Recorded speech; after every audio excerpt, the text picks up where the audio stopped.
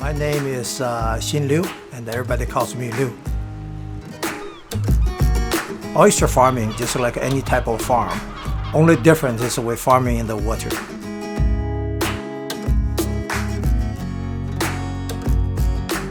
The Yacuna Bay is about 10 miles from the oyster farm to the ocean, and it's a very dynamic estuary, very rich in nutrients. That's make our oysters very productive. Having a commercial operation in an estuary turns it into truly a working landscape in the estuary. Wetlands are these unique, funny places, but they're providing a lot of benefits to us. They clean water, they store water, they're sponges, they're amazing habitat. Around the 1900s, there are a lot of people starting to harvest the Olympia oysters, also we call them native oysters. And didn't take them too long to wipe the majority of the population. This area used to be called Oysterville. Our best oyster bed just basically is around this area. It turns out that there's a lot of the native oysters, which there aren't very many left anymore, that Lou is finding there.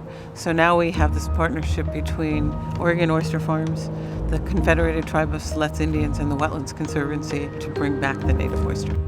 Oysters, they improve the water quality, improve the ecosystem for other species to survive.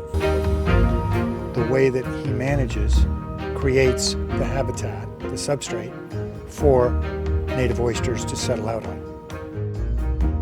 And so far we have seen some of the population improvement.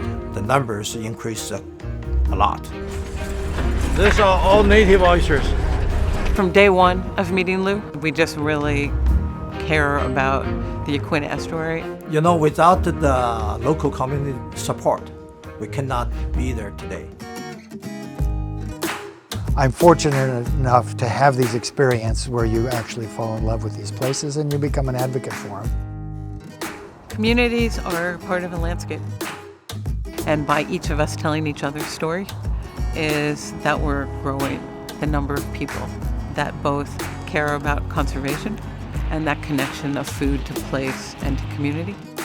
To maintain a very healthy, dynamic wetland is our responsibility.